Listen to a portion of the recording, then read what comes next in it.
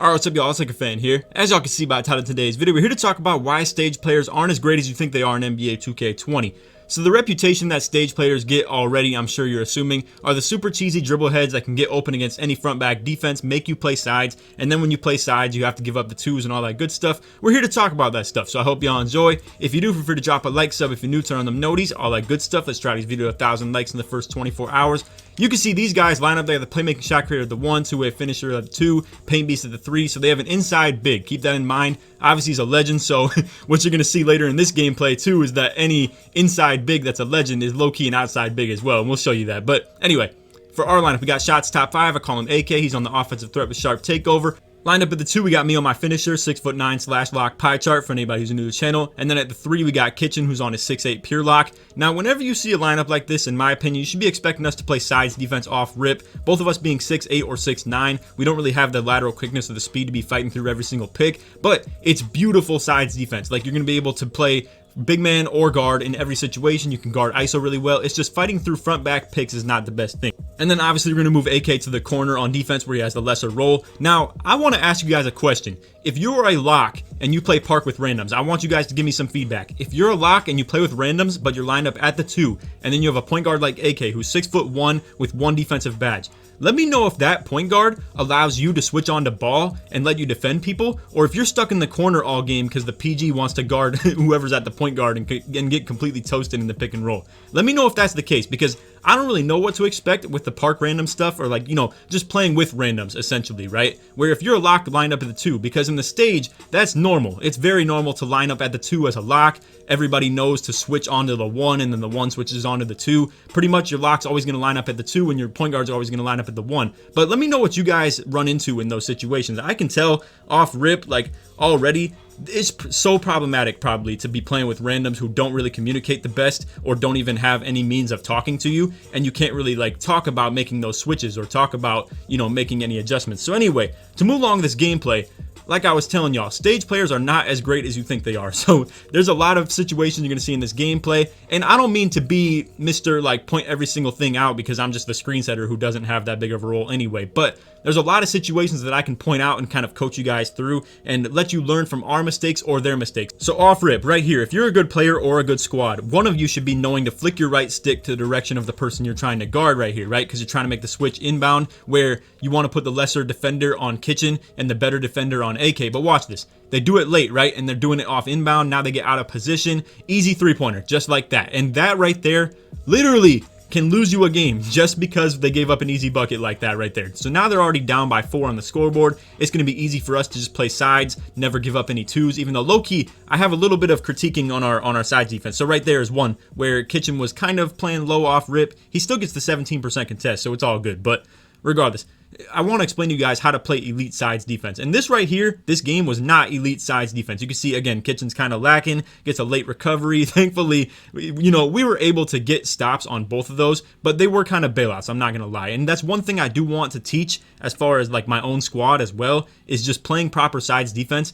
Playing back on the big man as you pass off the guard. It's hard to explain, but I promise y'all I'll talk about that in this game. I promise you. I really want to explain to you guys how to play sides defense, because this lineup that me and Kitchen are coming out here with is lethal. Like, I'm talking 6'8" pure lock and the 6'9" finisher. It's a beautiful thing. But check this out. So right here, when Kitchen is fighting across the screen and we're playing sides defense, the point of playing sides is to play the side of the screen. It's not playing, you know, left and right between the 2 matchups. It's more so stay on the right side or the left side of the screen. So to run this back 1 frame, as soon as Kitchen crosses over to the left side of this pick, he's already busted. He's going to give up the roll to the big man and stuff like that too.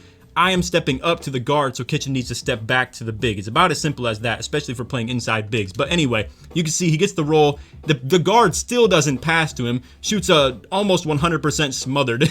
And long story short is, bro, that's just never going to win you games. It legit is just never going to win you games. And like I was telling y'all earlier, the scoreboard is a major factor of that. So they're already down by 8 points early on, but, you know, 6 points before that possession, where, you know, the point guard's gonna be feeding for the 3-pointers because they're already down by so much. He's really gonna try to score a good amount. And I mean, look at this, bro. I mean, he's got the paint wide open. He refuses to take it. Then he dots the corner misses. I mean, it's just a mess at this point, bro. And the good point that I want to bring with this video is that I understand me and my squad are super comp, right? So obviously, you know, when I talk about stage players aren't as great as you think they are, we are the stage players that I'm talking about in this gameplay too. There are flaws and mistakes that we made in this game, but you know, there's a lot of people who would run away from the lineup that we played right here, where they got 3 quote-unquote event winners. They got, you know, a legend, big man as well. And, you know, really, we're just out here smacking these dudes. Like, it's horrible. It's already 14-2. The game, I'm going to just put it like this. They don't score again, all right? I'm gonna just leave it with that. So, with all that said, I just want you guys to keep in mind there are good ways of beating these people, and I always, throughout all my videos, have put you on to how to defend them. And in my opinion, sides defense is absolutely the best way. Now, to run this one back right here, again, I just want you guys to understand how to actually play sides defense, because there's a lot of people, I consider Kitchen to be a great defender, but, you know, I don't think he's really in the right mindset, and there's a lot of you locks who are kind of like this as well, where you're fiending for guarding the ball, but you can see, Kitchen needs to be on the right side of the screen, not right side of the ball handler, because as soon as he just tries to get the right side of the ball handler and bump him up, he has to trust in the ability of me to recover on that left side, because as soon as he crosses over to the left side of the pick, now we're just all disconformed as far as, like, you know, where we should be playing on defense. Nice step up and like kind of bait by AK right there. It might have just made him, you know, lack his focus and not be able to green. Who knows? But like I said, great idea, at least by AK, to step up out the corner. And I don't mean to bash Kitchen in this video. I definitely want him to understand the right way of playing sides defense, though. And then, boom,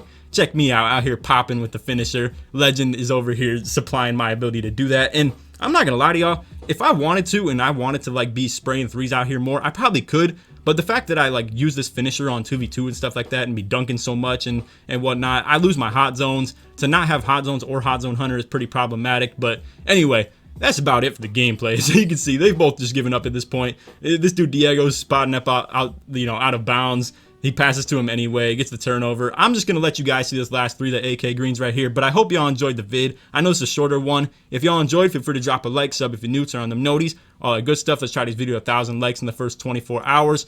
And like I said, just go ahead and scroll through a lot of the gameplays that I've done. All my subs can vouch for this. All of the gameplays that I've done, they all have a topic and a point of, like, how to do something, how to be a comp big, how to be a comp point guard, how to play proper front back or sides defense, all types of things. So if you're looking for some help, if you're looking for some, you know, knowledge and further knowledge as far as the 2K stuff goes, just let me know. And I promise I'm not going to stretch this video out to 10 minutes. But anyway, if you made it to the very end of the video, put LA in the comments to show your support to made it all the way through. You guys can see these are the things that I'm bringing y'all as far as, like, in the future pretty soon. So we had a nice game against We the North. They were, you know, a pretty high ranked team. These guys right here were ranked number 2 in the whole WR tournament, and just, or not tournament, you know, regular season. They were pretty much, I think, like 18-2 or something like that, and we were able to beat them. But you can see, I mean, this point guard dropped 51. Let me know if you guys want to see high-ranked gameplays where we have a lot of flaws like this. Like, the fact that we let the point guard score 51 points, not good at all. And I really don't want to show y'all that because there were a lot of mistakes that we made. But let me know what you want to expect with these Pro-Am gameplays. I'm getting my computer back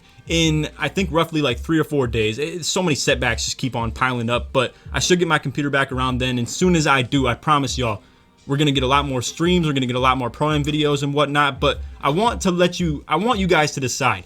Do you want to see top ranked gameplays where it's like closer games like this, or do you want to see, you know, us just completely smacking people? Let me know what you want to see with this. I'm sure you guys are going to say you want to see the high ranked gameplay, but I just want to make sure that you guys are on the same page with that. Anyway, hope y'all enjoyed.